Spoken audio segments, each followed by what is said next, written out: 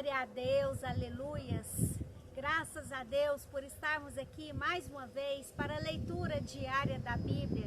Que a paz de Deus, que excede todo entendimento, guarde a nossa mente e o nosso coração em Cristo Jesus nesse dia. Amém? Hoje vou estar lendo para mim e para você Atos capítulo 27. A viagem de Paulo para Roma. Quando ficou decidido que navegaríamos para a Itália, Paulo e alguns outros presos foram entregues a um centurião chamado Júlio, que pertencia ao regimento imperial.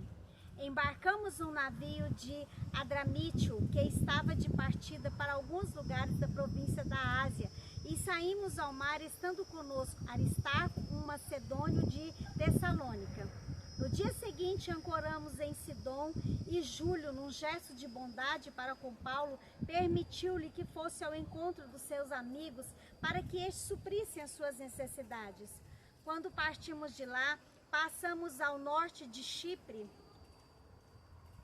porque os ventos nos eram contrários. Tendo atravessado o mar aberto ao longo da Cilícia e da Panfilha, ancoramos em Mirra, na Lícia. Ali o centurião encontrou um navio alexandrino que estava de partida para a Itália e nele nos fez embarcar. Navegamos vagarosamente por muitos dias e tivemos dificuldade para chegar a Quinido.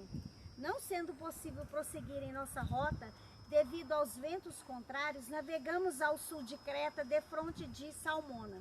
Costeamos a ilha com dificuldade e chegamos a um lugar chamado Bons Portos, perto da cidade de Laceia.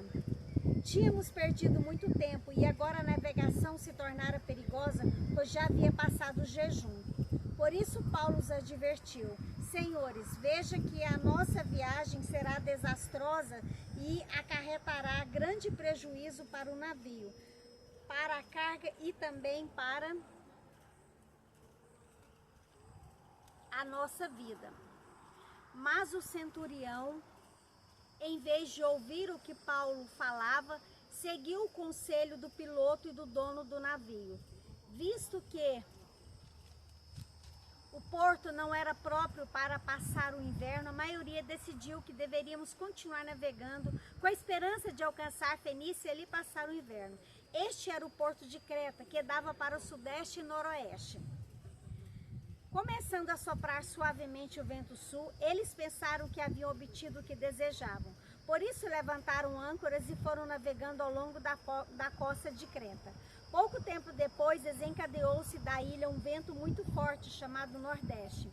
O navio foi arrastado pela tempestade, sem poder resistir ao vento. Assim cessamos as manobras e ficamos à deriva. Passando ao sul de uma pequena ilha chamada Clauda, foi com dificuldade que conseguimos recolher o barco salva-vidas. Levantando-o, lançaram mão de todos os meios para reforçar o navio com cordas e, temendo que ele encalhasse nos bancos de areia de Sirte, baixaram as velas e deixaram o navio à deriva. No dia seguinte, sendo violentamente castigado pela tempestade, começaram a lançar fora a carga. No terceiro dia, lançaram fora com as próprias mãos a armação do navio. Não aparecendo nem sol nem estrelas por muitos dias e continuando a abater-se sobre nós grande tempestade, finalmente perdemos toda a esperança de salvamento. Visto que os homens tinham passado muito tempo sem comer, Paulo levantou-se diante deles e disse: Senhores, deviam ter aceitado o meu conselho de não partir de Creta, pois assim teriam evitado este dano e prejuízo. Mas agora recomendo que tenham coragem, pois nenhum de vocês perderá a vida, apenas o navio será destruído. Pois ontem à noite apareceu-me um anjo de Deus a quem pertenço e a quem adoro, dizendo-me: Paulo, não tenha medo. É preciso que você compareça perante César. Deus, por sua graça, deu-lhe a vida de todos os que estão navegando com você. Assim tenham ânimo, senhores. Creio que Deus que acontecerá conforme me foi dito. Devemos ser arrastados para alguma ilha. Na 14ª noite ainda estávamos sendo levados de um lado para o outro no mar Adriático, quando por volta da meia-noite os marinheiros imaginaram que estávamos próximos da terra. Lançando a sonda, verificaram que a profundidade era de 37 metros. Pouco tempo depois, lançaram novamente a sonda e encontraram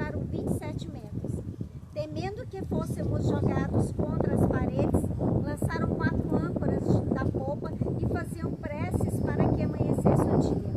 Tentando escapar do navio, os marinheiros baixaram o barco salva-vidas ao mar, a pretexto de lançar âncoras da proa. Então Paulo disse ao centurião e aos soldados: se estes homens não ficarem no navio, vocês não poderão salvar-se. Com isso, os soldados cortaram as cordas que prendiam o barco salva-vidas e o deixaram cair. Pouco antes do amanhecer, Paulo insistia que todos se alimentassem, dizendo: hoje faz 14 dias que vocês têm estado em vigília constante, sem nada comer. Agora eu os aconselho a comer algo, pois só assim poderão sobreviver. Nenhum de vocês perderá um fio de cabelo sequer. Tendo dito isso, tomou o pão e deu graças a Deus diante de todos. Então partiu e começou a comer. Todos se reanimaram e também comeram algo. Estavam a bordo 276 pessoas.